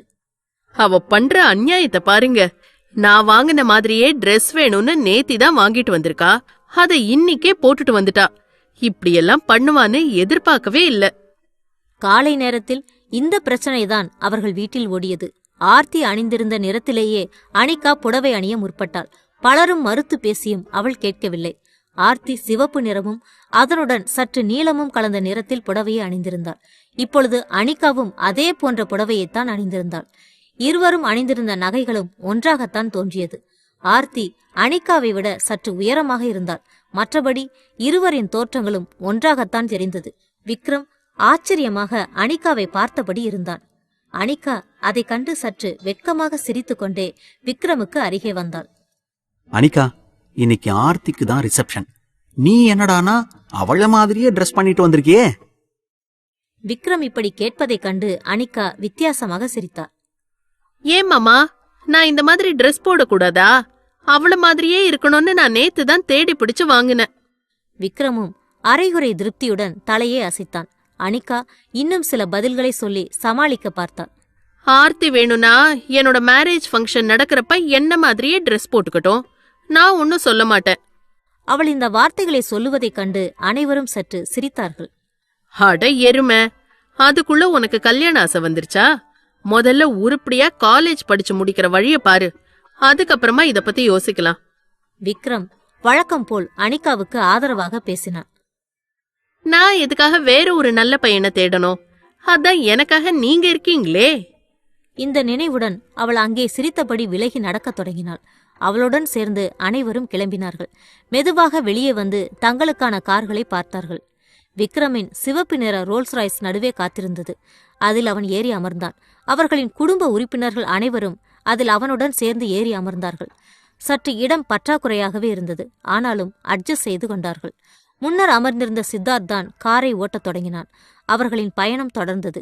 இவர்களை அடுத்து தொடர்ச்சியாக 20 கார்கள் வரிசையாக சென்றது. அனைத்தும் உயர்ந்த வகையான கார்கள். விக்ரம் எத்தனை ஆண்டுகளாக வாங்கி குவித்திருந்த அத்தனை கார்களும் தங்களது பிரம்மாண்டத்தை, தனது செல்வத்தையும் செல்வாக்கையும் காட்டுவதற்காக மொத்தமாக எடுத்துக்கொண்டு வரச் செய்திருந்தான். அந்த ஊர்வலம் மெதுவாக அவர்கள் வீட்டிலிருந்து கிளம்பி அந்த திருமண மண்டபத்தை நோக்கி செல்ல தொடங்கியது. வழியில் இருந்த அனைத்து மக்களும் இந்த அதிசயத்தை அதிர்ச்சியாக பார்த்தார்கள். விக்ரமாதித்யா குடும்பத்தை பற்றி பலரும் பேசிக் கொள்ளத் தொடங்கினார்கள். விக்ரம் மற்றும் அந்த 2 தாத்தாக்கள் முகத்தில் அதிகப்படியான புன்னகை ஓடியது. அந்த புன்னகையில் பெருமையும் அளவுக்கு அதிகமாகவே தெரிந்தது. இதே சமயத்தில் மற்றொரு மூலையிலிருந்த வீட்டிலிருந்து அசோக் மற்றும் விஷ்ணு ஆகிய இருவரும் அவசரமாக கிளம்பியபடி இருந்தார்கள். விஷ்ணு, இன்னைக்கு சாயங்காலம் வரைக்கும் நாம அங்கதான் இருக்கணுமா? சீக்கிரமா வர முடியாதோ? வெறுப்பாக அவன் இந்த வார்த்தைகளை சொன்னான். அதற்கு விஷ்ணுவோ சற்று பொறுப்பாக பதில் சொல்ல தொடங்கினான். நாம ஒன்னும் அவ்வளோ நேரம் அங்க இருக்க மாட்டோம். அங்க போய் தலையை காட்டிட்டு சீக்கிரமா வந்துடணும். அப்படி வந்தாதான் அங்க நடக்க போற பிரச்சனையில நம்ம பேரு அடிபடாது. நாமளும் சுலபமா தப்பிக்க முடியும். அவன் சொல்வதிலும் அர்த்தம் இருப்பது அசோக்குக்கு புரிய திருப்தியாக தலையை அசைத்தான். பின்னர் அவர்கள் இருவரும் வேகமாக அந்த திருமண மண்டபத்தை நோக்கி விரைந்தார்கள். அத்தியாயம் 108. அவளைத்தான் நீ கவனிக்கணும். அவர்கள் அனைவரும் வெகு விமர்சையாக திருமண மண்டபத்தை நோக்கி வேகமாக சென்றார்கள். ஏற்கனவே வழியில் உள்ள வாகனங்கள் அனைத்தும் ஒழுங்கு செய்யப்பட்டு வேறு வழியாக திருப்பி அனுப்பப்பட்டது. ஆகவே இவர்கள் செல்லும்போது அந்த ரோடு பெரும்பாலும் காலியாகத்தான் இருந்தது. அந்த திருமண மண்டபத்தை அடைந்தவுடன் அனைத்து கார்களும் வழிவிட்டு விலக இவர்களின் கார் சரியாக மண்டபத்திற்கு முன்னால் சென்று நின்றது. அதிலிருந்து விக்ரமும் அவன் குடும்பத்திலிருந்த பெரியவர்களும் வரிசையாக இறங்கத் தொடங்கினார்கள். கீழே இறங்கும்போது ஆர்த்தியின் கண்களில் ஆச்சரியம் இன்னும் அதிகரித்தது. ஏனெனில் அங்கே ஆயிரக்கணக்கான மக்கள் கூடியிருந்தார்கள். வெளியே இருந்த மக்களின் எண்ணிக்கை மட்டும் பிரமிப்பை அளிப்பதாக இருந்தது. அந்த உயர்ந்த கட்டிடத்திற்குள் இன்னும் எத்தனை பேர் இருப்பார்கள் என்று தெரியவில்லை. மரியாதையுடன் அவர்களை வரவேற்பதற்கு அங்கு மற்றொரு கும்பல் தயாராக இருந்தது. அவர்களை வரவேற்று உள்ளே அழைத்துச் செல்ல தொடங்கினார்கள். இந்த நிகழ்வுகள் நடைபெறுவதை ஒரு ஓரமாக நின்று நந்தினி பார்த்தபடிதான் இருந்தாள். அவளுக்கு அருகே ரீட்டாவும் நின்றிருந்தாள். ஏய் ரீட்டா மாடு, அங்க பாரு, அது நான் நிக்க வேண்டிய இடம். எங்கே இருந்தோ வந்த ஒரு பிச்சைக்காரிய கூட்டிட்டு வந்து இவங்க ரிசப்ஷன் நடத்திட்டு இருக்காங்க. இந்த கொடுமையெல்லாம் என்னால பார்க்கவே முடியல. நந்தினி, நீ ஒன்னும் கவலைப்படாத. எப்படி இருந்தாலும் இன்னைக்கு நீங்க போட்டு வச்சிருக்கிற பிளான் கண்டிப்பா நடக்கும். அவ மட்டும் இல்லாம அந்த குடும்பமே அவமானப்பட்டு கிளம்பி போக போறாங்க. அத நீ பார்க்கதான் போற. ரீட்டா, நீ சொல்றதெல்லாம் சரிதான். ஆனா நீ நேர்ல போகாம வேற யாரையோ அனுப்பி வைக்க போறேன்னு சொல்ற. இதுதான் எனக்கு கொஞ்சம் சந்தேகமா இருக்கு. இந்த வார்த்தைகளை கேட்ட ரீட்டா அதற்கும் தேவையான பதிலை சொன்னாள். நந்தினி, ஏற்கனவே அவருக்கு என்ன தெரியும்? நான் போனா இன்னும் பிரச்சனை பெருசாதான் ஆகும். அதனாலதான் என்னோட ஆளுங்களை ஏற்கனவே செட் பண்ணிட்டேன். அவங்க எல்லாத்தையும் கவனிச்சுக்குவாங்க. எப்படி இருந்தாலும் அந்த குடும்பம் அசிங்கப்படும். அவை இந்த அளவுக்கு உறுதியாக சொல்வதைக் கண்டு நந்தினியின் முகத்தில் திருப்தி வந்தது. எப்படியோ இந்த ரிசப்ஷன் பாதியிலேயே நிக்கணும். அந்த குடும்பம் அவமானப்பட்டு ஒன்னும் இல்லாம போகணும். ரீட்டா நந்தினியின் கைகளை ஆதரவாக பிடித்து விட்டாள். அவள் நினைப்பது நிச்சயமாக நடக்கும் என்று உறுதி கூறினாள். இதே சமயத்தில் அவர்களை வரவேற்பதற்காக பல வெடிகள் வரிசையாக போடப்பட்டது. அந்த சமயத்தில் அங்கே நின்றிருந்த அனிகா பயத்துடன் விக்ரமின் தோளில் சாய்ந்தாள். அவனது கையையும் இறுக்கமாக பிடித்துக் கொண்டாள். அனிகா, எதுக்காக இந்த வெடிக்கெல்லாம் பயந்துட்டு இருக்க? ஒன்னும் பிரச்சனை இல்ல, இது சாதாரண வெடிதான், கொஞ்சம் பொறுமையாரு. அவளுக்கு ஆறுதல் சொல்லி அவன் தேற்ற ஆரம்பித்தான். ஆனால் ஆர்த்தி கோபமாகவே பேசினாள். 7 கழுத வயசாச்சு, ஊர்ல இல்லாத வாயெல்லாம் அடிக்கிற. ஆனா இந்த வெடிக்கு பயந்துட்டு இருக்க. உன்னை எல்லாம் என்னதான் சொல்றதோ. மற்றொரு இடத்தில் இருந்த விஷ்ணுவும் அசோக்கும் தங்களுக்கு அருகே இருந்த ராக்கிக்கு இந்த காட்சியை சுட்டிக்காட்டி பேச ஆரம்பித்தார்கள். ராக்கி, அங்க நல்லா பாத்துக்கோ. விக்ரம் பக்கத்துல சிவப்பு கலர் சாரி கட்டிக்கிட்டு நிக்கிறவ தான் ஆர்த்தி. அவளை தான் நீ கவனிக்கணும். சரிங்க பாஸ், நான் அவளை நல்லா அடையாளம் பார்த்துக்கிட்டேன். எந்த பிரச்சனையும் நடக்காது, நான் பாத்துக்கிறேன். அவர்கள் இன்னும் பல விஷயங்களை குறித்து ராக்கியிடம் விளக்கமாக பேசினார்கள். ராக்கியும் அனைத்தையும் கேட்டுக்கொண்டார். அந்த மண்டபத்தின் வாசலில் இருந்து உள்ளே மேடை வரையிலும் பல பெண்மணிகள் அழகாக அலங்கரிக்கப்பட்டு வரிசையாக நிறுத்தப்பட்டிருந்தார்கள். அவர்கள் அனைவரும் மலர்களை வழியில் தூவி இவர்களை வரவேற்றார்கள். அந்த பூமாலைகளில் விக்ரமும் ஆர்த்தியும் முன்னிலையில் செல்ல அவர்களை தொடர்ந்து பல பெண்களும் ஆண்களும் வரிசையாக சென்றார்கள். அந்த ஊர்வலத்தில் விக்ராந்தும் கர்ணனும் ஒன்றாக நடந்து வருவது அவ்வளவு அழகாகவும் விக்ரமாதித்யா குடும்பத்திற்கு பெருமையை சேர்ப்பதாகவும் இருந்தது. கர்ணனின் கண்கள் அந்த கூட்டத்தில் விஷ்ணு மற்றும் அசோக்கை தேடியபடி இருந்தது. அவங்கள வர சொல்லி நாமளே சொல்லியிருந்தோம், இன்னும் வராம என்ன பண்ணிட்டு இருக்காங்க? ஒருவேளை நம்மளை ஏமாத்திட்டாங்களா? அவர் மனதில் இந்த எண்ணம் எழுந்த அடுத்த கணத்தில் அவருக்கு அருகே விஷ்ணு இருந்தார். அசோக்கும் அவருக்கு அருகே வந்து நின்றான். விஷ்ணு உற்சாகமாக பேச ஆரம்பித்தான். வணக்கம் தாத்தா, எங்களை ஆசீர்வாதம் பண்ணுங்க. இருவரும் கர்ணன் காலில் விழுந்தார்கள். 2 பேரும் நல்லா இருங்கப்பா, நல்லா இருங்க. இனிமேலாவது உங்களோட வாழ்க்கை நல்லா இருக்கணும்.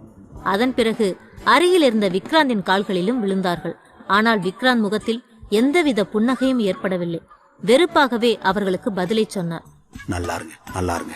அவர்களின் தோள்களை பிடித்து தூக்கிவிட்டார். அவர்களை கண்டுகொள்ளாமல் தனது பாதையில் முன்னேறி நடக்கத் தொடங்கினார். நீங்க எங்கேயும் போக வேண்டாம், என் பக்கத்திலேயே இருங்க. அதுதான் நமக்கு மரியாதை. ஃபங்க்ஷன் முடிகிற வரைக்கும் இங்கதான் இருக்கணும். இல்ல தாத்தா, எங்களுக்கு வெளியே கொஞ்சம் வேலை இருக்கு. இங்கிருந்து போனதால வெளியே வேலை கிடைச்சதே பெரிய விஷயம். நாங்க வேலைக்கு போக வேண்டியது இருக்கு. அதனால இன்னும் கொஞ்ச நேரத்துல நாங்க கிளம்புறோம். இதை கேட்ட கர்ணன் முகத்தில் அதிருப்தி வந்தது. என்னடா சொல்றீங்க? இங்க இருக்க சொன்னா வெளியே போறேன்னு சொல்லிட்டு இருக்கீங்க? இல்ல தாத்தா, ஒரு முக்கியமான வேலை இருந்துச்சு. நீங்க கூப்பிட்டதால தான் இந்த ரிசப்ஷனுக்கே நாங்க வந்தோம். சரி சரி, சாப்பிட்டு கொஞ்ச நேரம் இருந்துட்டு கூட கிளம்புங்க. இது முடிஞ்சதுக்கு அப்புறம் ஒரு நாள் நம்ம வீட்டுக்கு வாங்க, நம்ம மீட் பண்ணி பேசலாம். அவர்கள் மூவரும் பேசிக் கொள்வதைக் கண்டு விக்ராந்தின் முகத்தில் எரிச்சல் பரவியது. நம்ம தம்பிக்கு என்னதான் பிரச்சனை? எதுக்காக அவங்க கிட்ட போய் இப்படி பேசிட்டு இருக்கான்? இவங்க உருப்படாதவங்கன்னு ஊருக்கே தெரியுமே. அடுத்த சில கணங்களில் ஆர்த்தியும் விக்ரமும் மேடையில் ஏற்றப்பட்டார்கள். விக்ரமுக்கு அருகே எப்பொழுதும் அனிகா நின்றபடி இருந்தாள். தொடர்ச்சியாக வந்த பல உறவினர்களும் வாழ்த்துக்களையும் பரிசுகளையும் வழங்கிவிட்டு அவர்களுடன் சேர்ந்து போட்டோக்களை எடுத்துக்கொண்டார்கள். ஆர்த்தி நேரடியாக அனிகாவிடம் சொன்னாள். ஏய் வாலு, நீ எதுக்காக இங்க வந்து நின்னுட்டு இருக்க? கீழே போய் அம்மா அப்பா கூட இருக்க வேண்டியது தானே? உன் பக்கத்துல நிக்கிறது உனக்கு பிரச்சனைனா நான் மாமா பக்கத்துல போய் நிக்கிறேன். அனிகா விக்ரமுக்கு அருகே சென்று மீண்டும் நின்று கொண்டாள். அந்த விழா தொடர்ந்து நடந்து கொண்டே இருந்தது. கீழே இருந்த நித்யாவின் மனம் எரிமலையாக மாறியிருந்தது. அடப்பாவிகளா, இந்த அளவுக்கு கொண்டாடுவாங்கன்னு நான் நினைச்சு கூட பார்க்கல. உண்மையிலேயே இது எல்லாம் பெரிய விஷயம்தான். நாம வாழ்நாள்ல இப்படி ஒரு ஏற்பாட்டை பார்த்ததே கிடையாது. பெரிய மகாராஜா வீட்டு திருவிழா மாதிரி இல்ல இருக்கு.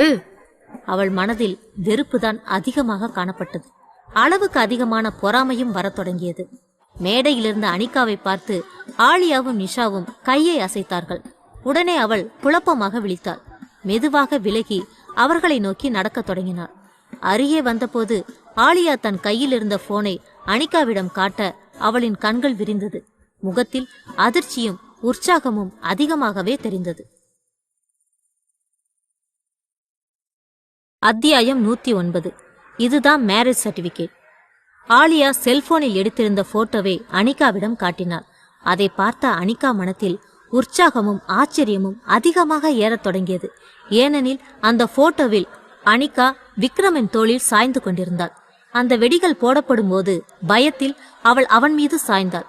அதனை மிகவும் அழகாக ஆலியா படம் பிடித்திருந்தாள். அதை கண்டு அனிகா இன்னும் உற்சாகமாக பேச ஆரம்பித்தாள்.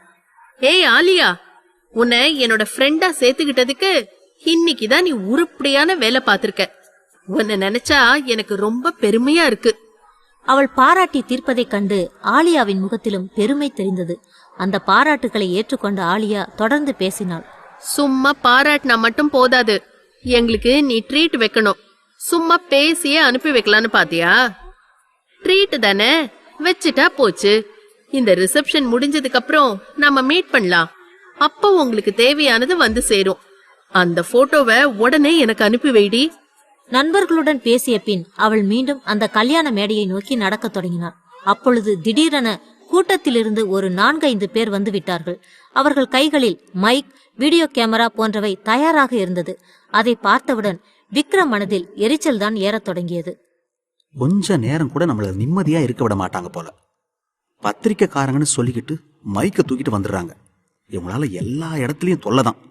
அவன் வெறுப்பாக மனதில் இணைத்துக் கொண்டான். ஆனால் அந்த பத்திரிகையாளர்கள் வேகமாக மேடைக்கு வந்து சேர்ந்தார்கள். பெரிய இடத்து விசேஷ நிகழ்வுகளில் பத்திரிகைக்காரர்கள் குறிப்பிட்ட நேரத்திற்கு அனுமதிக்கப்படுவார்கள். அப்பொழுதுதான் இதனை பற்றிய விஷயம் ஊர் மொத்தமும் பரவும் என்பதற்காக இவ்வாறு செய்வார்கள். அந்த வகையில் இங்கேயும் பத்திரிகைக்காரர்கள் அனுமதிக்கப்பட்டார்கள். அவர்கள் அனைவரும் வேகமாக மேடையின் அருகே சுற்றி வந்து நின்றார்கள். அவர்களை கண்டு விக்ரம் சற்று எரிச்சலாக பேச ஆரம்பித்தான். போட்டோ எடுக்கணும்னா கீழே இருந்து எடுக்க வேண்டியதானே, எதுக்காக இங்க வந்து நிக்கிறீங்க? சார், போட்டோ எடுக்கிறதுக்காக மட்டும் நாங்க இங்க வரல. உங்களை ஒரு சின்ன பேட்டி எடுக்க தான் வந்திருக்கோம். இதை கேட்ட விக்ரமின் முகத்தில் எரிச்சல் இன்னும் அதிகமாக வந்தது. என்ன பேட்டியா? பல விஐபிசி எல்லாம் விஷ் பண்ண வெயிட் பண்ணிட்டு இருக்காங்க. இங்க எப்படி பேட்டி எல்லாம் எடுக்க முடியும்? சீக்கிரமா கிளம்புங்க. விக்ரம் வெறுப்பாகவே பதில் சொன்னான். ஆனால் அந்த முன்வரிசையில் இருந்த பெண்மணி விடவில்லை. சார், என்னோட பேரு ஜானு. நான் JTVல இருந்து வந்திருக்கேன். கொஞ்சம் கேள்வி மட்டும் கேட்டுட்டு சீக்கிரமா கிளம்பி போயிடுறேன். ப்ளீஸ் சார், எங்களுக்கு ஒரே ஒரு வாய்ப்பு கொடுங்க. அவள் இந்த அளவுக்கு கெஞ்சுவதைக் கண்டு விக்ரம் தலையை அசைத்தான். என்ன கேட்கணுமோ அதை சீக்கிரமா கேட்டு முடிங்க. வீணா தொல்லை பண்ணக்கூடாது. சார், உங்களை பத்தி இங்க இருக்கிற எல்லாருக்குமே தெரியும். விக்ரமாதித்யா குடும்பத்தோட வாரிசு, இந்தியாவோட பிரபலம். இந்த மாதிரி சொல்லிக்கிட்டே போகலாம். ஆனா உங்க வைஃப் பத்தி இங்க யாருக்குமே தெரியாது. அவங்கள பத்தி நீங்க ஏதாவது சொல்றீங்களா? அங்கே பேட்டி நடப்பதைக் கண்டு கூட்டத்திலிருந்து பலரும் இதனை கவனிக்க ஆரம்பித்தார்கள். தங்களுக்குள்ளும் பல விஷயங்களை பற்றி பேசிக் கொண்டதால் அங்கு சலசலப்பு ஏற்பட்டது. அவள் இந்த கேள்வியை மிகவும் கேலியான குரலில்தான் கேட்டாள். ஆர்த்தியை மட்டம் தட்டுவது நன்றாகவே தெரிந்தது. விக்ரம் முகத்தை முறைப்பாக வைத்துக் கொண்டு பேச ஆரம்பித்தான். ஆர்த்தி ஒன்னும் சாதாரண குடும்பம் கிடையாது. நாராயணன் குரூப்ஸ்னு அவங்களும் ஒரு கம்பெனி வச்சிருக்காங்க. சென்னையில முக்கியமான பணக்காரங்க தான் அவங்க. ஒரு விஷயமா சென்னைக்கு போயிருந்தப்ப அவளை விரும்பி கல்யாணம் பண்ணிக்கிட்டேன். அவன் ஆர்த்தியை விட்டுக் கொடுக்காமல் பேசினாலும் அந்த மீடியாக்காரர்கள் அடங்குவது போல் தெரியவில்லை. சார், நீங்க இப்படி சொல்றீங்க, ஆனா எங்களுக்கு வேற விதமா தகவல் வந்திருக்கு. உங்களுக்கு 1000 தகவல் வரும். அதுக்கெல்லாம் என்னால பதில் சொல்ல முடியாது. என்ன தகவல் வந்துச்சு அத சொல்லுங்க முதல்ல. நீங்களும் ஆர்த்தியும் சென்னையில கல்யாணத்துக்கு முன்னாடியே ஒன்னா இருந்ததா சொல்றாங்க. இது சம்பந்தமா ஏதாவது சொல்ல நினைக்கிறீங்களா? இந்த இடத்தில் வைத்து அந்த கேள்வியை கேட்பாள் என யாரும் எதிர்பார்க்கவில்லை. சுற்றி இருந்த அனைவரும் அதிர்ச்சியுடன் அங்கு நடப்பதை பார்க்க தொடங்கினார்கள்.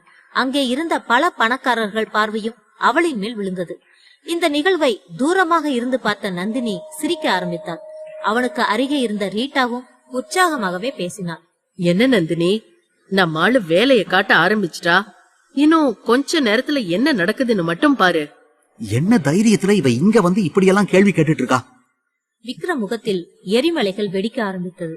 ஆதாரம் இல்லாம உங்க இஷ்டத்துக்கு கேள்வி கேட்டுட்டு இருக்காதீங்க, அப்புறம் நல்லா இருக்காது.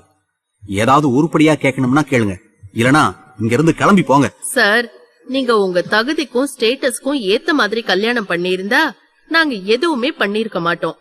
ஆனா சம்பந்தமே இல்லாம யாரோ ஒருத்தவங்கள போய் கல்யாணம் பண்ணிருக்கீங்க.